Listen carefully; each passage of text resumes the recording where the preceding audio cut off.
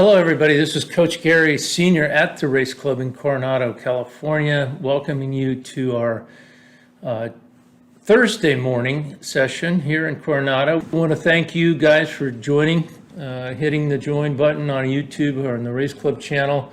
We appreciate your membership, and we are going to continue to send you updated and relatively new videos that we produced on our subscription website. That you'll get a new one every couple of weeks. And this week we're sending out a pretty good video that I really like, because it's the first step in teaching how to do shoulder rotation or shoulder driven freestyle technique. And it's a body rotation drill. You're going to see that coming your way as members soon, if you haven't gotten it already. And it will help you with your shoulder driven freestyle technique. So the subject today we're going to talk about is, and this is another Brad Tandy comparison video where we did testing, and we tested a number of different parameters, different techniques with Brad. Well, one of the things that he didn't ask me to test, I actually asked him to test for us because I was interested to see the results, is the difference between a deep pulling motion, which is what Brad typically does when sprinting, and you see that with almost all the sprinters across the board. It's deep or it's deeper. It's not a high elbow pull. I want to show you a video or a picture of the classic high elbow pulling motion, and this is, of course, the most famous swimmer perhaps in the world today, Katie Ledecky. But when you look at that high elbow pulling motion, you see that upper arm almost in her line of motion. It's incredible that, number one, she can get into this position. But this is a position or pulling motion that we hear so many coaches talk about, getting into that high elbow pull, and yet none of the sprinters use that technique. And it's important to realize that when you're talking about pulling motion, you really have to define what event we're talking about. If you're talking about a 200 and up, then you better be pulling like Katie Ledecky, because the drag from a deeper pulling motion is going to chew you up and spit you out, and you're not going to be able to sustain that kind of pulling motion for very long. When you get down to the 50, however, the propulsion is actually more important than the frontal drag. Now, the difference is that when you have a high elbow pulling motion like Katie's here, is her upper arm basically is the source of drag, and she's keeping that upper arm in her line of motion, minimizing the frontal drag in what we call the lift phase of the pull, which is when she's pressing down with the hand. And then once the hand starts pushing backward and it gets around the shoulder level on its way back, then the upper arm no longer moves forward, so it doesn't cause any more drag. But it's right at the first quadrant, the front quadrant, where the upper arm becomes problematic. And and you'll see Brad's pulling motion in a minute, when you're pulling deeper, your upper arm is sticking out right away, and that causes significant drag to occur early on in the pulling motion. It also enables you to pull stronger. Now, the further the hand is away from the fulcrum, which is the shoulder, the more power it requires in order to get that hand through the water. That means that when you're teaching a 10-year-old or 8-year-old how to do a pulling motion for 50, they may not have the strength yet to be able to pull deep and really hold on to the water. And so when you're teaching sprinting technique to younger swimmers, you have to be a little bit mindful that in order to get the fastest swim, they may have to compromise. And in fact, we don't see every swimmer pulling like Brad Tandy, who's almost a straight arm. In fact, he pulls differently with his right arm than he does with the left. The right arm is almost straight through. And we see that in other swimmers, most notably Anthony Irvin, who used almost a straight pulling motion backward. His left arm, he bends the elbow more, and he bends it. I wouldn't consider it a high elbow. It's still a deep pull, but it's not quite as deep as his right arm. So the left arm's a little different than the right. You'll see that in a minute. When you look at Caleb and most of the women, they're not straight through, but they are bent, but not bent very much. So in teaching that sprinting technique, that 50 sprint, you really want to go deeper with your older swimmers. With the younger swimmers, you have to kind of find the sweet spot. And that's what we did with Brad. We tested to find out where his sweet spot. And it was a startling discovery in the difference between his deep pull and his high elbow pull.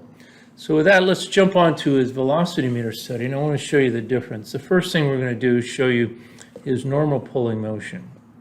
So this is Brad. Now he's coming through. Notice he's pulling with the left hand. And when you look at him pull on the upper scale, the green scale, you're seeing his velocity. Now the white line there near that green curve, where the yellow line indicates where he is exactly at this moment. Notice his left hand is actually starting at this point to move backward. Now with each arm, left and right, there are 3 peaks of velocity that we see. The first one corresponds to the beginning of the propulsion phase. So right there, and you can see he's already passed on the downward slope. That peak is the first peak. There's not really any coupling going on with this one, and it's typically a lower peak. The speed, he's just beginning the propulsion. The hand is just starting to move backward.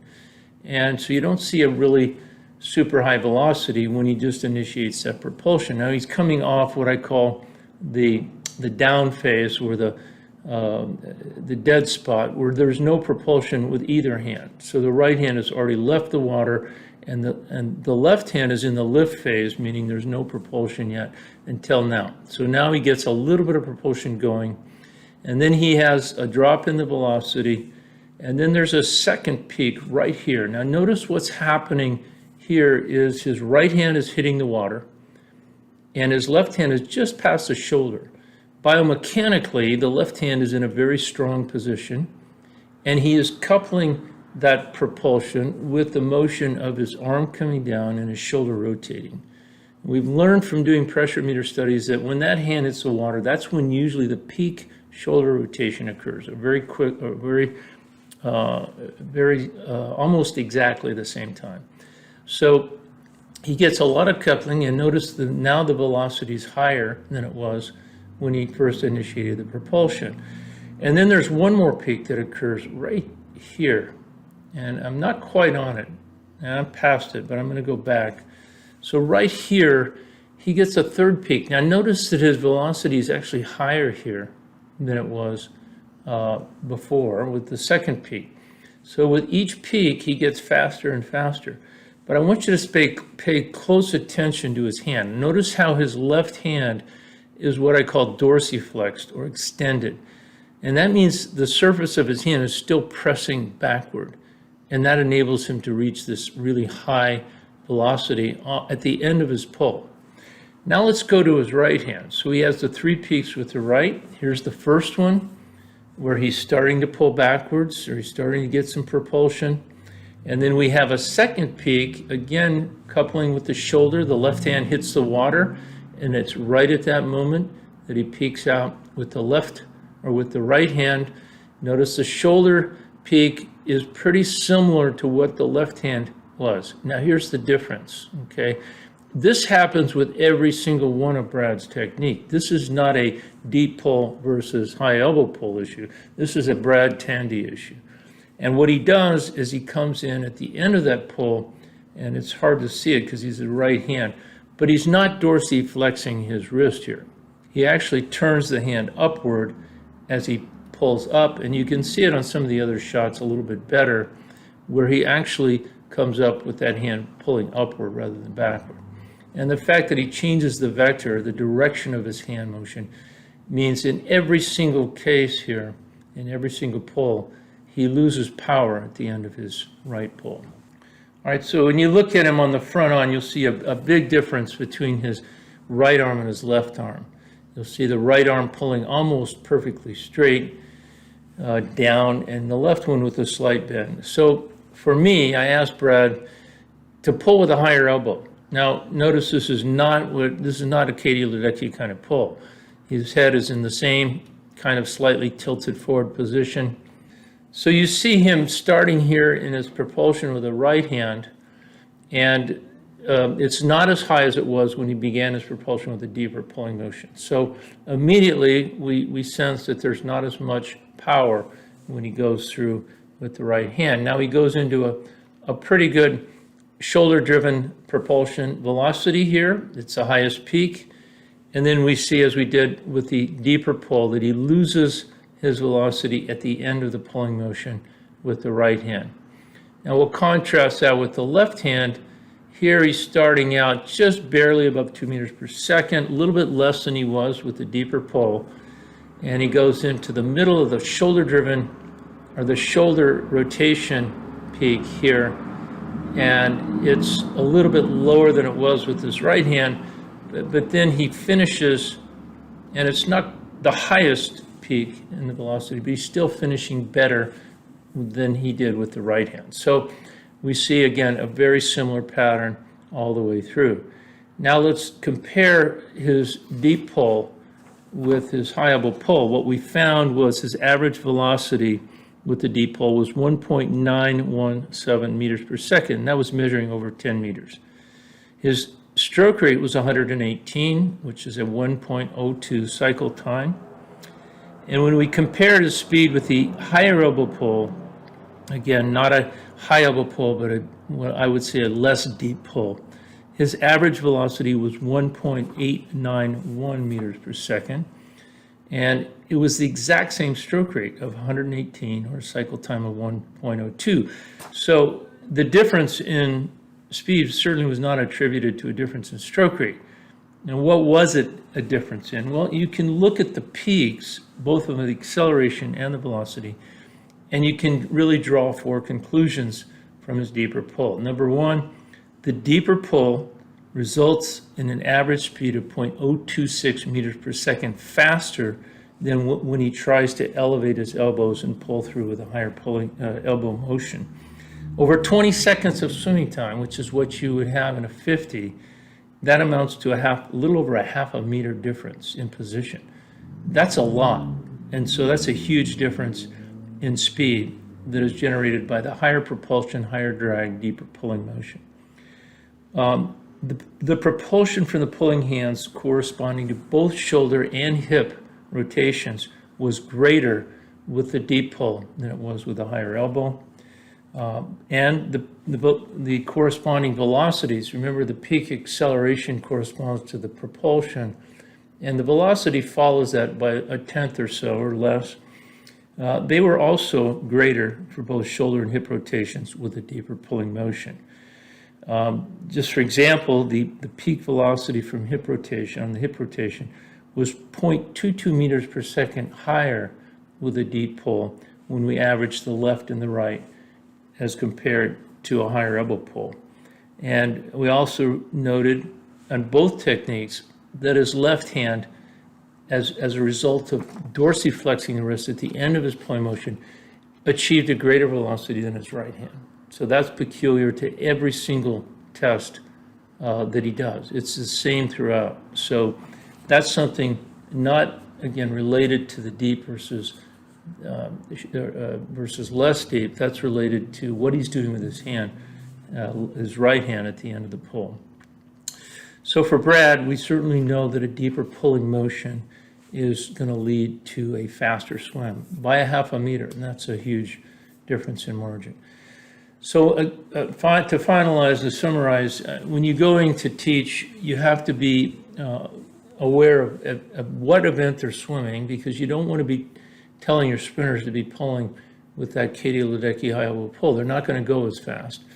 But you also have to be mindful of the age of the swimmer. If the swimmer is a 10-year-old, they're not going to have the power or strength in their shoulder or in the back or in the lats to be able to pull that hand deep through. It takes a lot more force when that hand, the force of the pull is mostly on the hand, not on the forearm.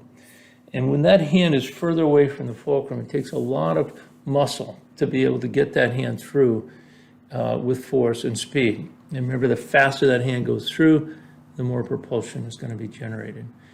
And so when you're teaching sprinting technique, I would be mindful. When they're younger, I would get the elbows a little bit higher, but not all the way up to 1 inch under the surface like Katie has. And then as they get stronger, let them go deeper with that elbow. And test them for 25s using almost a straight arm pull versus a slightly bent pull. And you'll find for each swimmer, where the sweet spot is. it seems to vary from swimmer to swimmer, and you see some pulling straight through and you see others with a little bit in the elbow.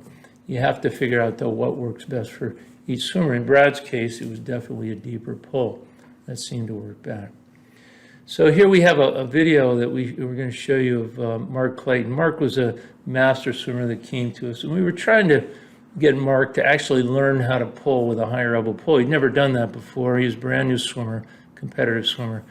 And we were teaching him for more of the 100 and the 200 to pull with those elbows really high, taking one elbow at a time or one arm at a time, keeping that elbow extremely high and pressing back.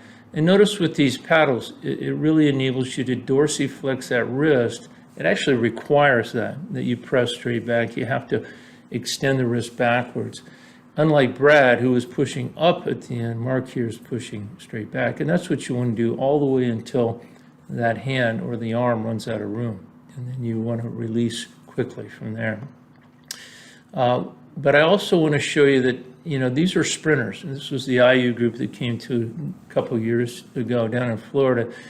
And this is Coley Stickles. Coley has one of the most creative dryland programs I've ever seen. And we had him do a whole series of these. You can find, I think, 50 of these videos on our website. But what Coley loves to do here is strong, deep pulling motion exercise with ballistic movements. In other words, he feels the sprint requires not only strength, but coordination. So by throwing those balls down hard and trying to get down to a push-up and then catch the ball before it hits the grass, extremely hard to do that. But this was a very good exercise. Again, trying to get speed, coordination, ballistic movements, and power on the way down. Notice they're not throwing that med ball down with a high elbow pulling motion. They're throwing it down with force, almost straight arm, and they're throwing as hard as they can, using their backs, using their shoulders, using their pecs, everything they can to get that ball down. They want to bounce that as high as they can so they have at least a chance of catching it before it gets back on the ground for that second bounce. Great exercise. We did this a lot with our Olympians at the race club. It's a fun exercise. If you're in the gym or if you're at home, you have a med ball. It's a little easier to do this on a harder surface than it is on grass. You won't get much bounce on the grass, but these are great athletes. I think that wraps up the show for today. Again, thank you for joining. Hit the join button if you haven't already on our YouTube channel, and look forward to receiving a new Race Club video every couple of weeks. And we'll have this week one coming out on one of our favorite drills for shoulder-driven freestyle, which is the body rotation drill. And very important drill, one of the few that we use in training where we might go 20-25s body rotation, strong kick, fast rotation of the body on 30 seconds, just to build up that core strength and to work on the legs. And for those of you who don't want to join, it's only $4.99 a month. But if you don't want to join, don't want to spend the money, just hit the subscribe button, because at least if you subscribe, we know that you're a Race Club fan and you'll follow our videos, the free ones online. Those that do join at the very small, very reasonable rate, $4.99 a month, are going to get a fantastic video every couple of weeks. All right, thanks for joining. We'll see you next week and look forward to another great show. Bye.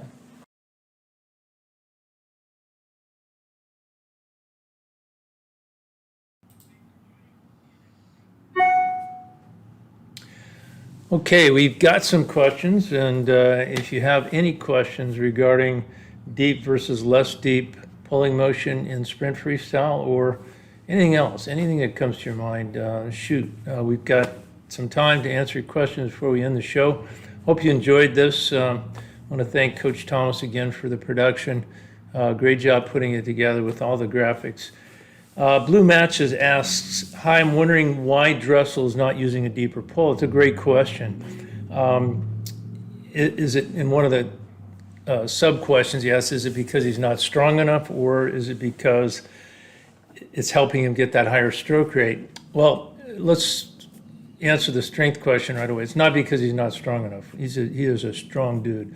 He could pull any way he wanted to, and he probably would go fast with a kind of a straight arm deep pull.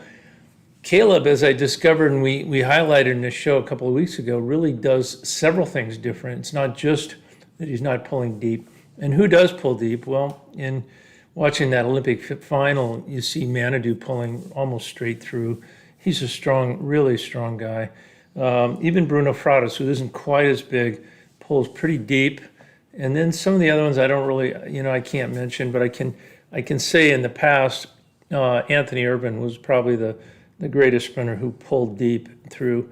But then you look at guys like Nathan Adrian or Michael Andrew, they didn't pull with that same deep pull. And Gary Jr., my son, didn't pull that same deep pull. Gary's arms were so long, and some of those guys have such long arms. I mean, it's hard to imagine what the kind of strength it would take for Manitou's arm to, to pull that through deep, because he's got long arms and he's very strong. But look at him, he's huge. So is he doing it for stroke rate? Well, he has a high stroke rate. In fact, he and Bruno had the highest two stroke rates in the 50 at about 135, strokes per minute.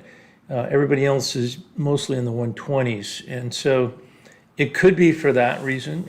You certainly you can get the hand through quicker with a higher elbow than you can with a deeper pull. And that is affecting the propulsion. He's also doing some different things with his hands that I've never seen anybody else do. And I'm really fascinated by those motions with his hand. First, he gets the hand in the water, then he really flexes the wrist immediately and gets into what I call a propulsion mode sooner than anybody else, getting the fingers pointed down very quickly. And then before he gets to the shoulder, he's already dorsiflexing his wrist, which is typically not seen until the end of that pulling motion. So you can watch the underwater on the YouTube version of the Olympic final, and you can see in slow motion Caleb's wrist motion. But he's definitely in the mid-range, and none of these guys are high elbow, by the way. So it may have to do with the stroke rate. It may be related to what he's doing with that wrist. Keep in mind, though, that if you take away Caleb's start, that his swim speed for the remaining 35 meters is really not a lot different than some of the other guys. In fact, it may not be quite as fast as some of the other guys. If you took the fastest swimmer on the surface, it might have been Anthony Irvin, who was actually swimming faster than just about anybody else. So, it's fascinating to watch and see the differences. Doing Caleb's study, during this time, I didn't really realize until I finally saw it on all 3 or 4 different comparison studies we were doing, that he was not propelling himself out the back with the right hand as he was with the left hand. His left hand was getting a consistently higher velocity on all of the different techniques we were comparing. So, make sure that as you get through it, at the very least, you want to keep start to bend that wrist back or dorsiflex the wrist at the end of the pull to capture as much propulsion as you can at the end. And what you saw in his left hand with Brad's left hand was he goes small, medium, large in terms of his speed versus small, large, medium. And you don't want to finish medium, you want to finish large. So, and I've seen others, great swimmers like, we've had Dean Ferris and others here where we saw that build at the end, really pushing through hard at the end, getting that build of velocity on both sides. All right, so let's take another question. Are these live every Thursday? These are going to be played now on Thursday, and I apologize for changing the time. It was more of our end, a scheduling problem we had on Tuesdays. So we are going to go every Thursday at 2 p.m. Pacific, 5 p.m. Eastern, and we're going to try to be as consistent as we can. We may not have a show every week. We're going to try to put as many of these shows together as we can. As you can imagine, there's a lot of work involved in producing them. We hope you like them. If you have suggestions of what you want to see us do a show on, send us your ideas and we'll try. We're doing some production videos in the next couple of weeks with some elite swimmers here in San Diego. And we're trying to figure out what we want to study with them. So if you have a particular interest you'd like to see, let us know. We certainly will consider it. Here's a question from GK. GK is one of our Lean 4 clients, and he's got his son, Jordan, who we're working with. Never seen him. I've never seen Jordan live before. I hope sometime I can. But he was particularly hit hard by COVID and couldn't even get in a pool for years. So I was trying to do dry land and teaching him technique. And I have to tell you, I'm pretty amazed at how intuitive and well Jordan has learned to swim with good technique without ever having seen him here, just by going through videos every couple of weeks, looking at the videos, analyzing. His dad's an engineer, very smart guy, and asked very, very good questions. So this question that his dad asked, can you speak about the spacing between the fingers and thumb during the lift and propulsion in freestyle? Another good question, because so often, I had a client today I was working with, and here's what happens when they come in with their hand on the freestyle entry. If they're relaxing their hand, a lot of coaches will tell them to just relax the hand and fingers when the hand enters the water. What happens is the flow of the water, and the hand is moving forward. It'll cause the fingers to open or separate or spread apart, or in some cases it causes the hand to flare out to the side. In other cases, I've seen it actually tilt upward or downward. Any of those situations cause the hand to lose drag. Now, the only question is, what do you do when you start to pull? So you want to reduce drag. We found that by squeezing the fingers and hand together, like so, that they can get, less drag. But, as they press down, you want to get more lift and you want to get more propulsion. Now, what we found, and we haven't actually measured this, but you can stand on the bottom of the pool and just scull with your hands. First, with them squeezed together, then separate a little bit, and then separate a lot. And just compare the force you feel with your fingers or your hands as you're moving them through the water vigorously. And you can tell the difference. The best is in the middle, right here. So the thumb is separated, the fingers are about that far apart, and that's where you want to be when you start to press down. So you go through fingers squeezed together, wrist stiff, pointing the fingers forward into a finger down position and separating very quickly as you press down. Caleb probably gets into the finger down position faster than anybody I've ever seen. Now, maybe he's getting less lift, but he's getting into propulsion mode maybe a little quicker by doing that. So anyway, that's and why do you spread them as opposed to keeping them together? The answer is that it has to do with the flow dynamics. So as I'm moving the hand through the water with a very tight space between the fingers, the water it becomes turbulent trying to get through that small space. And so it acts as if it's a solid. And so that's a bigger solid than that. So by going a little bit separated, you've got a bigger hand than if you're squeezing it together. Now, if you go way out like that, then the flow is laminar. There's plenty of space for the water to get through, and it does with a more laminar flow, and you don't get the same propulsion force when you open two-eye. So kind of watch your swimmers to see where their hands, what they're doing out in front.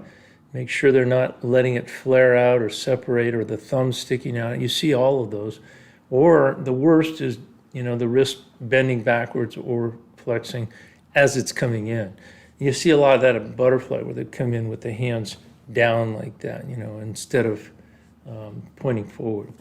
But those are important things, and GK, that's what we recommend. Squeeze together at entry, separate slightly when start pressing down. Keep that same position all the way through the propulsion phase. When you release, you relax the wrist, you let it dangle, and that's where it goes completely limp on the way up until you get to the top of the arc on the recovery, and then you start to squeeze again. You want to relax it on the way up and tighten it on the way down. All right, here's a couple other questions. We had Al Fresh. Oh, Al Fresh, welcome as an elite race clubber who just joined our YouTube. Thank you, Al Fresh, for joining, and all of you that we missed who joined recently. We appreciate you joining our YouTube video club, our elite club, and don't forget you'll get some of our subscription videos every month. You'll get a couple of them being part of that club. So, all right. Another question on Manitou. Manitou talks about his natural feel for the water through his hand. He says that he feels the water pressure very quickly, almost immediately when the hand enters the water. Can we learn that? That's a great question. And I'll take you back to my coach, Doc Councilman, who used to film. He was the first guy to film underwater, and he didn't do it with video. He did it with 16 millimeter, even 32 millimeter film, which is very expensive and difficult to process. Black and white usually, but he'd film underwater, slow motion, really high speed, Bolex video or film and cameras. And every Sunday we'd get in and watch, and he would analyze the bubbles behind the hand and, how do we reduce the air bubbles? And the air bubbles, by the way, in my opinion, are there's an over concern about them. I don't think they're as important as a lot of people think they are. And I believe that, yes, it does reduce drag, it does reduce propulsion when you have a lot of air bubbles.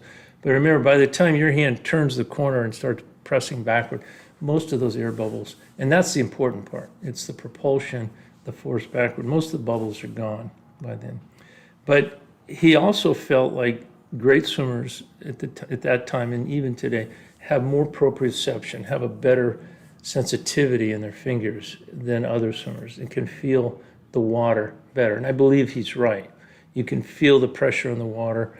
You know how to manage those bubbles better. Intuitive. It's not like they're thinking about it, but the great swimmers seem to have fewer air bubbles behind their hands. All swimmers, even Caleb or Michael Phelps, would get some bubbles behind their hand. They're not devoid of the bubbles, but they do have a great sensation for the water. And they're also able to feel the lift force and the propulsion force.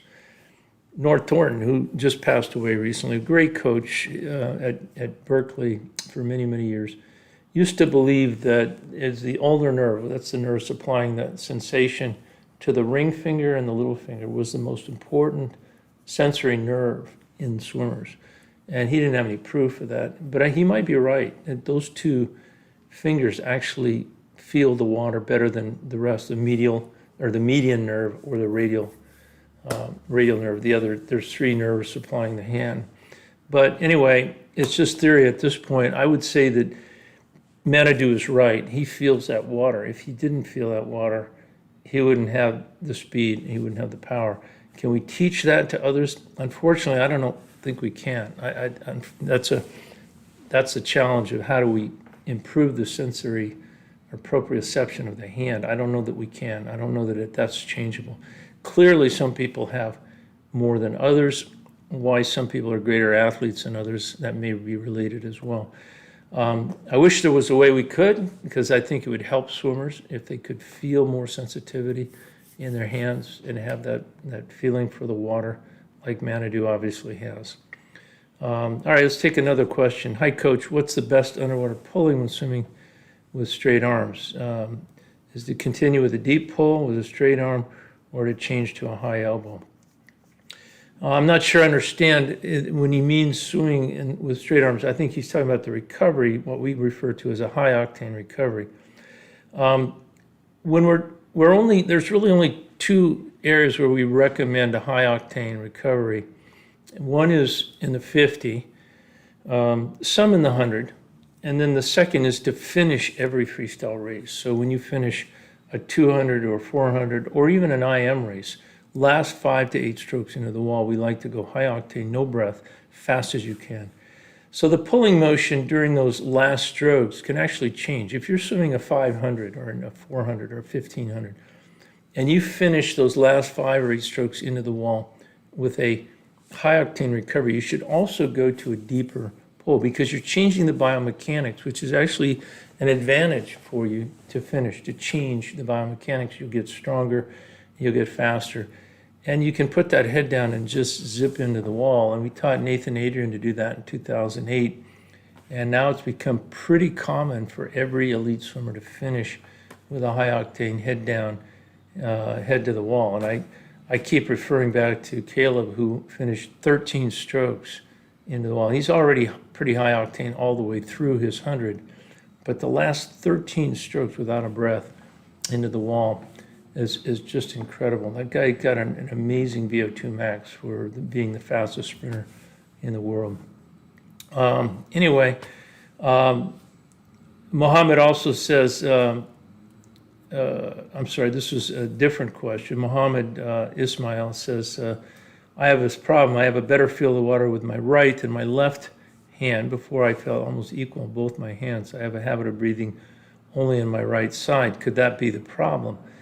I don't think so. I mean, I don't think that breathing to one side or the other is going to affect the way you feel the water. Now, it's often true that breathing to one side or the other will affect your pulling motion. And sometimes it's better breathing one side or the other. That's what we often look for. We, by the way, don't advocate breathing to both sides. A lot of coaches do. And certainly not to breathe every third stroke, which is not getting you enough oxygen for any distance event.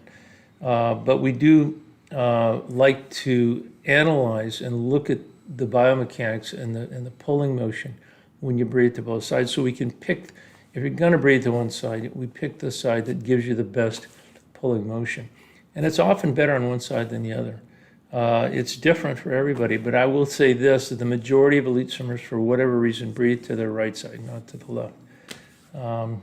Anyway, that's, I don't think that your breathing to the right or left, Mohammed, has anything to do with you feeling the water better with one side or the other.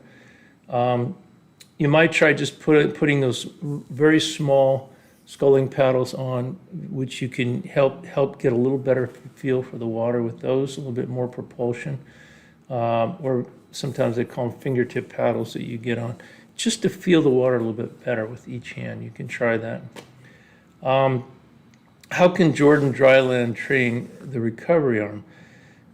We have a stretch cords. We love the company Stretch Cords, and we have a unit where you can actually take it. It's on a handle, and you can take and pull the arm forward and work on your recovery strength. You really do need to have strong recovery, especially coming up, because you're coming up against gravity.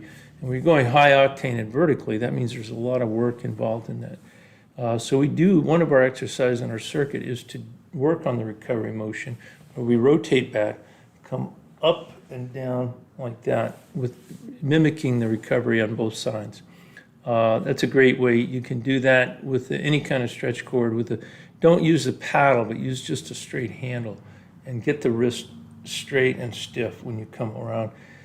If it's not strong enough, just walk further away, and it increases the tension on it, makes it very difficult, especially at the end, because the further you get away from that, the harder it gets.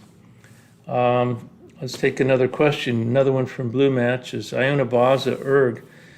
You're supposed to press from the bottom of the hand to get the most speed using the strongest muscles, the back, not the shoulder. How can we apply this in the water? You know, when I'm pushing through and I see all kinds of different mistakes being made on the pulling motion, in fact, that's one of the things we're considering in our next production, is looking at, because of Brad, and looking at the difference of how he held his hand through the pulling motion. And it's not just Brad. I see that with all kinds of swimmers. We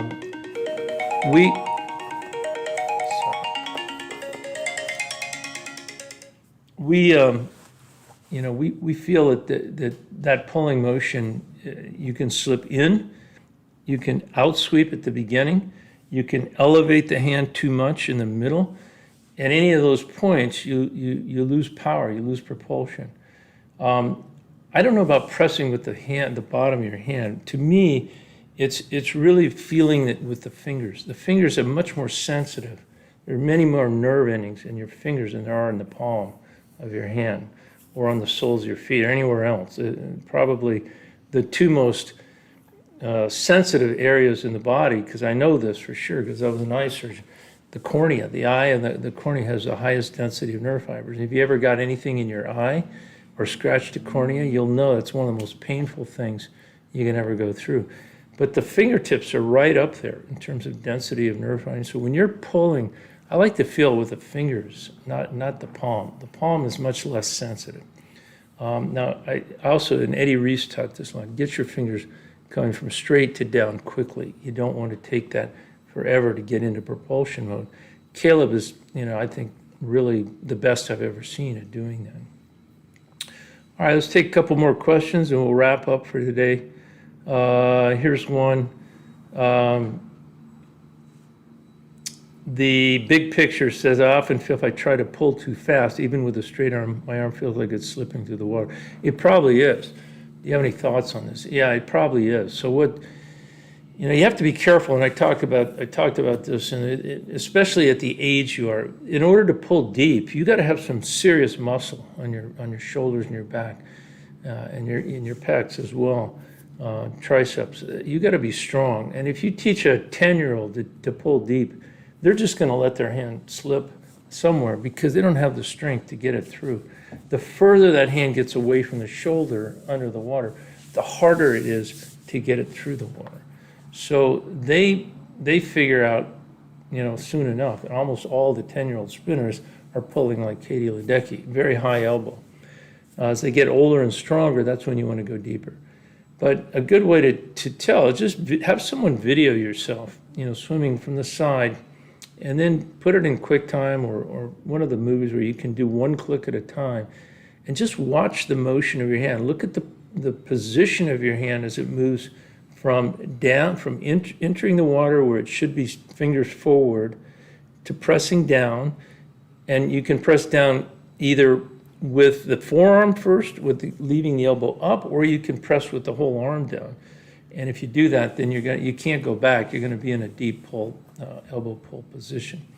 But just watch that hand in slow motion, one click at a time, and see where is it not moving backwards. Once it gets about 1 foot in front of the shoulder, you want it moving backwards in as close to a straight line as possible. Now, freestyle, you can't do that because you have to elevate the hand, the shoulder, to keep moving it backward about at the shoulder. So you'll see it move up as it goes back, but unless it's perfectly straight, and then it's kind of moving down and then back up. But in most of the high elbow or medium elbow pulls, we see the hand, start more straight, then come up, and then continue straight at the end. But where in that process are you losing your grip on the water? It happens to so many swimmers. I had a 31-year-old guy who was trying to train for the Olympic trials. He had, because of COVID, he had to abandon the project, but I was watching him. He could kick 50 meters in 31 or 32. That's pretty fast for a 31-year-old. And he has a good kick, strong kick. But when he would pull, when he swam their event, his best time was, 24 high, but it wasn't very fast. Not for a guy who can kick 30 seconds for 50 meters. When we looked at his pull underwater, we saw that he was really slipping. The hand was turning in. Brad was doing the same thing with one of his hands, not both, just one. And that turning in caused him to lose his hold on the water. So he was basically letting go, losing the propulsion, speed dropping, and that's why he didn't go 23 instead of 24. He's strong enough. He could do 30 pull-ups, but he just didn't hold on to the water. So sometimes it's a strength issue, but other times it's just technique. It's just not holding on. It's letting go and letting that hand slip somewhere. Let's do a couple more questions. We've got a bunch that have just come in. Craig B says, for the 50, I focused on dryland, gym, and core. What propulsion hours at dryland versus sprint swimming training would elite athletes do? Well, the elite sprinters, they're all training a little differently, but anywhere from Caleb, who's doing the most aerobic training of all the sprinters, and that's why he finishes his races so well, to Michael Andrew, who does 1,500, 2,000, gets out, all of it fast, but he can't finish that 200 IM to save his life. And unfortunately, that was sad to watch that at the end of that race. So if you're just training for 50, you still need some aerobic training. Remember, the last 10 meters of that race are going to be mostly aerobic. And that's at that point, even if you're not breathing, or if you take one breath or two breaths, that can make the difference between how you finish that race. But most of the elite sprinters today don't breathe, so they're basically relying on anaerobic energy for the whole race, and hopefully not, having their pH drop down and then collapse. And the way that happens is they train anaerobically, meaning they train very fast, very high intensity, and with taking longer rest, but pushing themselves into what's called the anaerobic threshold, which is where they produce a lot of lactic acid. Over time, they learn how to buffer that and can manage those high lactic acid production much better, and that's what enables them to finish the races so well.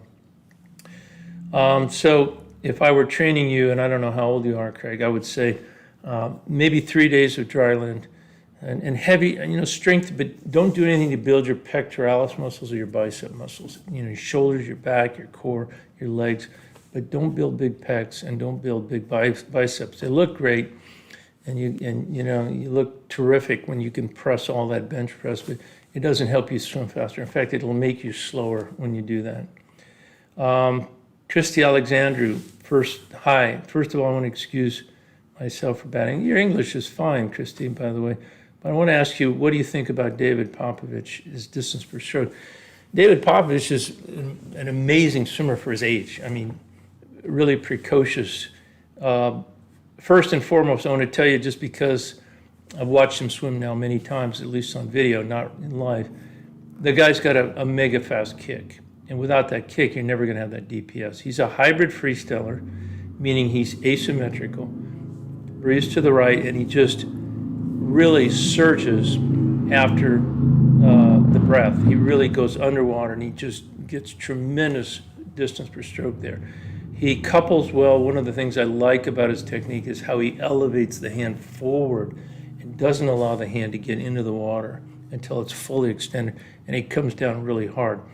He's a low octane guy or medium octane, elbows are bent, but he's driving the hand upward and forward. And if you catch him on a video, you can see right at entry, you'll see his tricep hit the water first. Has great technique. The guy has a very low drag. You can't be that age and that small, he's not small. He's just not massively strong. You look at him, that guy's not going to go 47 low, but he does. And he does it because he's got amazing low drag, maybe the lowest drag in the whole field. And so that enables him to get that DPS. What is it that gives you DPS? Strong kicks, of course, a technique where he's using a hybrid, so he's got a slower stroke rate, maximizing his pole propulsion, but he couples really well. And those are the only three things that can give you DPS, and he's got all three of them in spades. So look for great things for that guy. I'd be fascinating to see what he does in 4 years, but he should get faster. He's going to have more drag as he gets older and bigger, but he's going to have more propulsion. Usually, and I think, is he 17 or 16? I can't remember. He's 17. He's 17. By the time he's 21, he should be physically strong, but he's not going to be massively big. So in theory, he could be the fastest and probably will be the fastest 100 freestyler in the world, by the next Olympics 3 years from now. So we'll see how he plays out. Hello from RN. Is our hand path very close to the body, perpendicular body, the whole way back? No, it's not. So the hand path, if you look from the side and you actually just measure the path of the hand in the water, it forms a circle of about 2 feet diameter. Now this depends on technique, but I'm talking about shoulder-driven technique primarily here. So it enters the water at 12 o'clock on the clock. If I'm swimming from left to right here, my hand enters at 12, it moves forward and down, it gets to about 3 o'clock on the clock, and at that point, the hand is about a foot in front of the shoulder. Then it starts to move downward and backward. That's when the propulsion starts. When it gets to 6 o'clock, however, it doesn't continue in the path around in the circle. It takes a shortcut, and that's where you're elevating the elbow and still trying to maintain that pressure backwards, because you don't want any force pushing up. You want to push the force backward. And the only way you're going to have that happen is by elevating the hand and then continuing to press backward. That's the time in which the hand can slip if you're not careful. So you want to maintain that pressure while you're lifting the elbow, and that's hard to do. And you don't want to in-sweep or out-sweep either during any of that time. So that's kind of when you get to the end of your arm and there's no more arm, then you release the arm as it comes forward again. And it usually comes out of the water almost exactly where it entered. So it went around the clock, got to 6 o'clock, and there it's about 2 feet underwater, by the way. And then it cuts the quarter off the clock, gets to 9 o'clock, releases, and exits right where it entered. That's the path of the hand in freestyle. All right. If we can only focus on one thing, is it more important to pull from way out front or closer to the hip? As far as turning in the smoothest 100-meter Dan Smith, he does tilt his hands. If you're tilting your hands, you're slipping. You're losing your grip on the water. I don't care who it is. And everybody does it. Even the elite swimmers sometimes will tilt in, lose their grip, and lose propulsion during that time. You always want to initiate your pull. I always tell swimmers, you don't want to enter your hand here. You want to enter your hand here. And Mike Bottom taught me to hyperextend the arms, not only in free, but in back and fly as well. So you're hyperextending, trying to reach down the pool as far as you can go. You get a little pop as the shoulder springs back from that. But you also minimize drag. You're keeping the hand in the arm in the air as long as you can as you come forward. So hopefully that helps. And as far as, is there more force or propulsion in the front quadrant, the back quadrant, it depends on where we've learned this. It's different for every swimmer. It depends on where you put the main emphasis in your pull. Some swimmers push harder out the back, some push harder in the middle. The coupling effect of the shoulder usually affects the hand at the shoulder, and the pulling hand at the shoulder as the hand comes down. So the shoulder rotation is affecting the middle of the pull, and the hip rotation affects the end of the pull. So if you have a strong hip rotation or shoulder rotation, that can influence the force you're getting, propulsion force during the middle or the end. But we've seen it, differently in different swimmers depending on where they put the effort.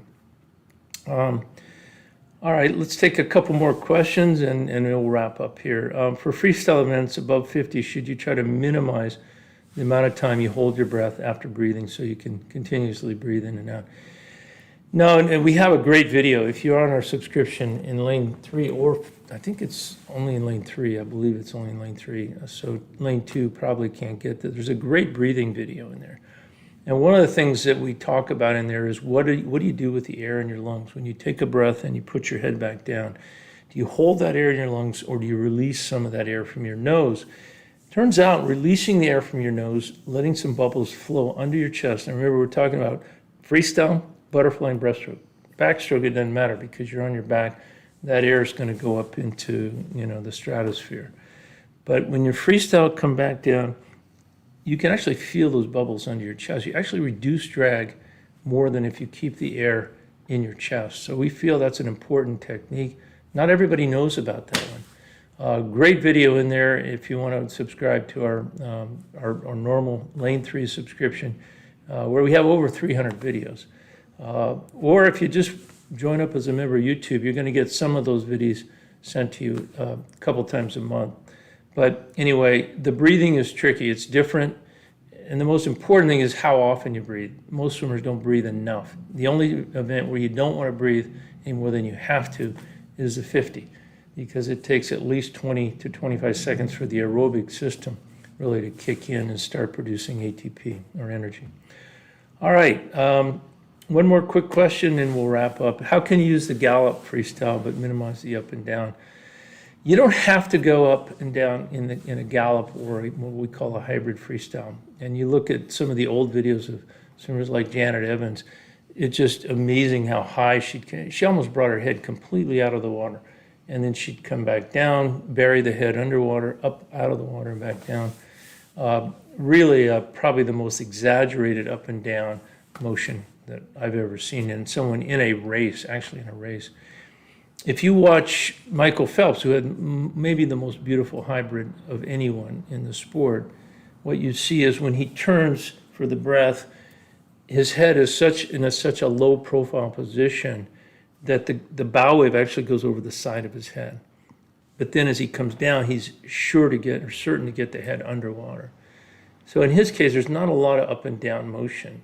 And I think that's really we use that sometimes to teach people the undulation or feeling of getting into a galloping motion. But you don't want to do that in a race. You really want to keep the head relatively still. You bury it, you come up minimally, and you bury it again. I think the drag you cause from elevating the head, as much as Jana did, I don't even know how she went 403 with her head out of the water the way she did, but she did. She's a really, really hardworking swimmer. But it didn't help her. Her drag was so high during that time. She slowed down, then she'd speed up. And she got a little extra coupling from the head being high and coming down, but it didn't make up for the drag from her head being held so high. Anyway, I think that's enough punishment for one day. Thank you guys for being part of this show and for joining in. Try to spread the word around. This is our normal day. It's going to be Thursday from now on. I'm sorry for the change, but Tuesday was a bad day for us in terms of conflict. So Thursday at 5 o'clock Eastern, 2 o'clock Pacific, and don't forget to hit the join button on the YouTube. Join our channel. It's a great bargain at $4.99 a month, and I promise you're going to love the videos you receive. And hopefully more of you will join our club. So thank you. We'll see you next week.